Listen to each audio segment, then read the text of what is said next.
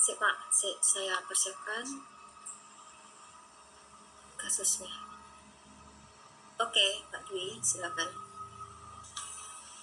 Assalamualaikum Bu Rizka, apa kabar? Waalaikumsalam Pak Imam, Alhamdulillah baik Pak. Iya, maaf ganggu waktunya Bu Rizka. Saya ingin sedikit cerita sih. Ada sedikit permasalahan, apakah ada waktu dan Ibu berkenan untuk ya curhatlah terkait permasalahan belajar sih. Oh iya, silakan Pak. Kebetulan saya juga hari ini lagi santai nih, dan sepertinya Bapak kelihatan sangat sedih. Silakan Pak, ceritakan permasalahan yang Bapak sedang hadapi.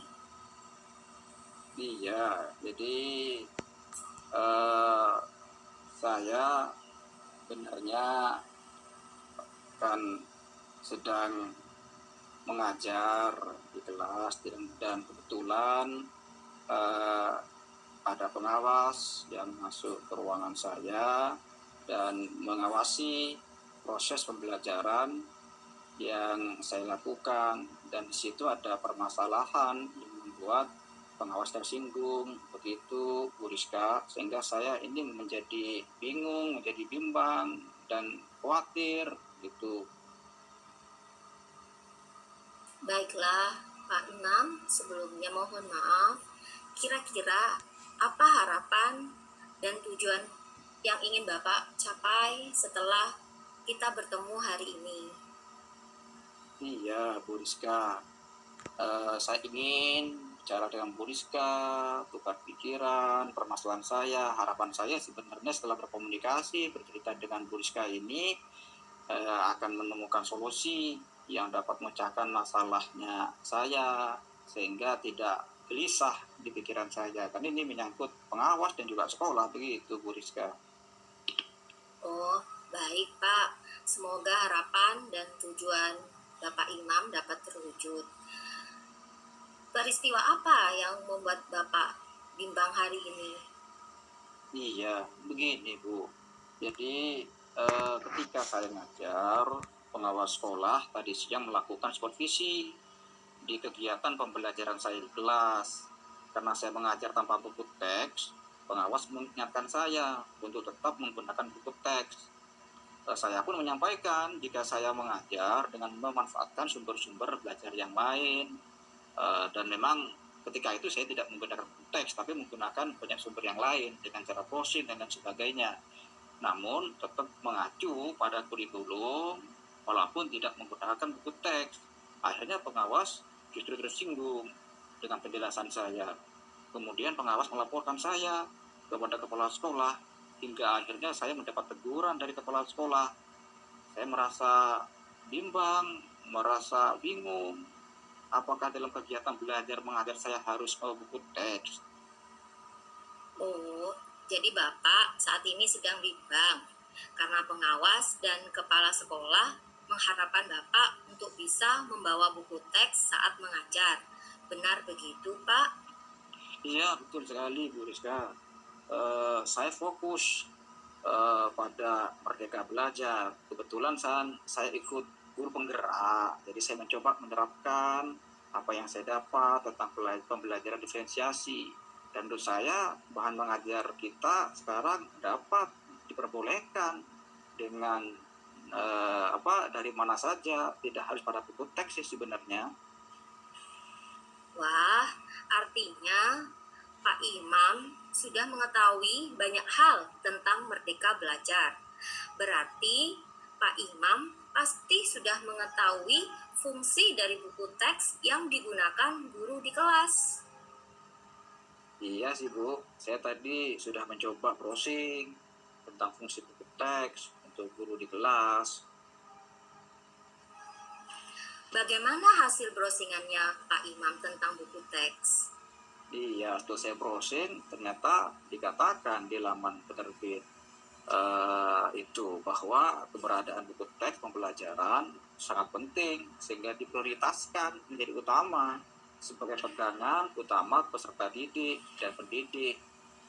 para tenaga pendidik memerlukan buku teks tersebut sebagai silabus, memberikan panduan instruksional kepada pendidik untuk memudahkan dalam mengajar. Artinya di dalam buku teks itu langkah-langkah pembelajaran sudah dituangkan dengan bagus, dan ketika saya mengajar tidak menggunakan teks itu, Ibu.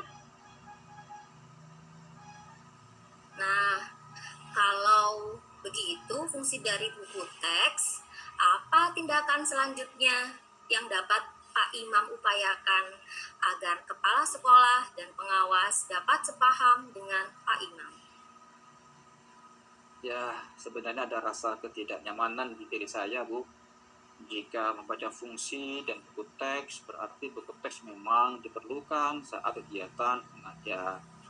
Maka upaya saya yang pertama, rencananya saya akan membuat media pembelajaran seperti PPT mengenai materi pembelajaran.